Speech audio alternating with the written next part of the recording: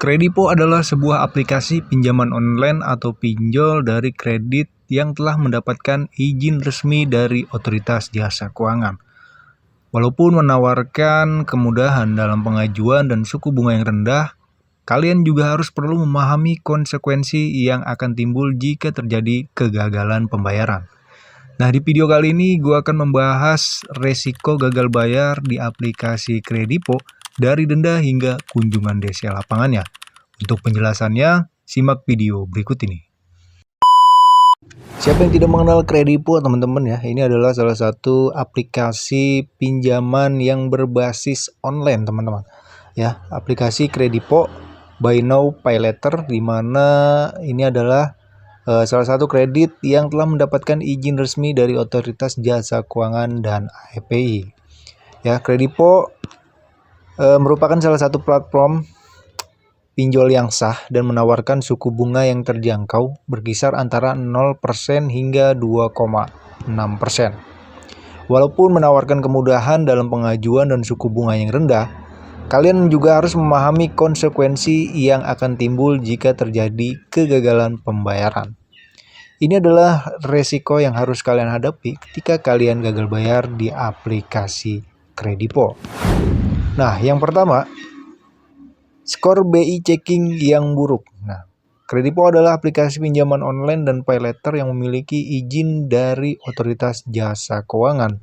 Jika Anda tidak mematuhi aturan saat pengajuan pinjaman dan terlambat membayar, maka data pribadi Anda akan mempengaruhi catatan BI checking kalian ya.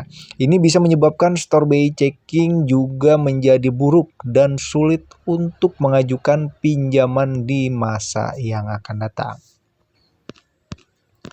Oke, yang kedua adalah denda yang meningkat.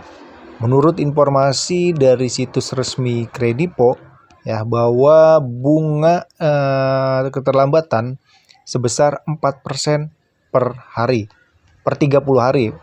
Jadi 4% per bulan, teman-teman.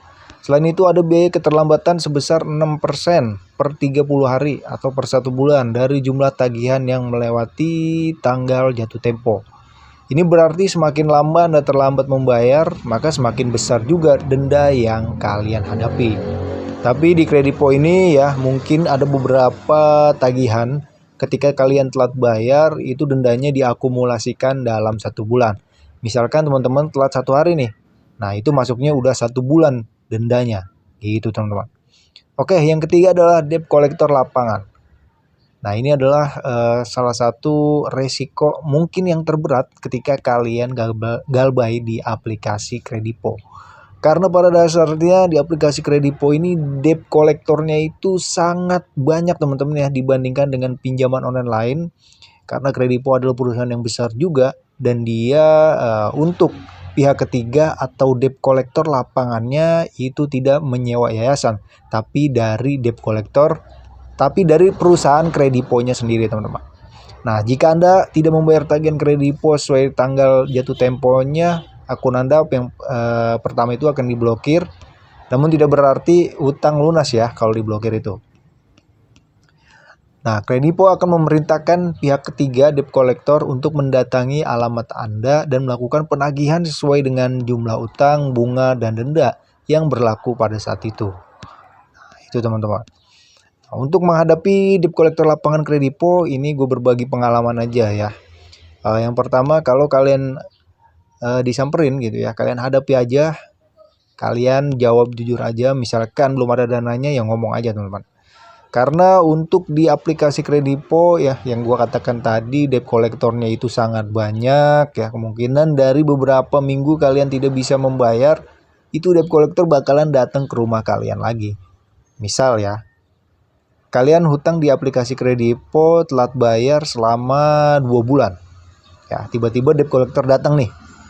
Nah, pada saat datang, yang kalian hadapi, kalian jawab jujur. Kalau misalkan belum ada dananya, ya bilang belum ada dananya. Nah, selang seminggu atau 2 minggu, teman-teman belum ada pembayaran, itu bakal didatangi oleh DC Kredipo lagi dengan orang yang berbeda, teman-teman. Sampai berapa bang biasanya? Ini menurut pengalaman gua itu sampai ke 3 kali bahkan 4 kali. Nah, setelah itu Kalau kalian tidak bisa membayarnya selama 4 pertemuan itu, akhirnya dia menyerah sendiri gitu teman. Dan pada akhirnya ketika keempatnya debt collector itu untuk menagih kalian terus belum ada dananya, maka kalian akan diajukan ke SLIK OJK dan nama Anda buruk di daftar blacklist BI checking. Nah, situ rule-nya seperti itu teman-teman ya. Jadi itu adalah resiko yang ketika kalian gagal bayar di aplikasi Kredipo. Ya, memang di aplikasi Kredipo ini resiko terberatnya itu debt collector lapangan yang pasti datang ke rumah kalian di berbagai wilayah ya.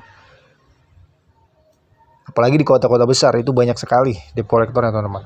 Oke, mungkin segitu aja ya video kali ini mengenai resiko galbay di aplikasi Kredipo dari denda hingga kunjungan desa lapangan. Semoga bermanfaat. Sampai jumpa ke video selanjutnya. Thanks for watching dan salam galbay.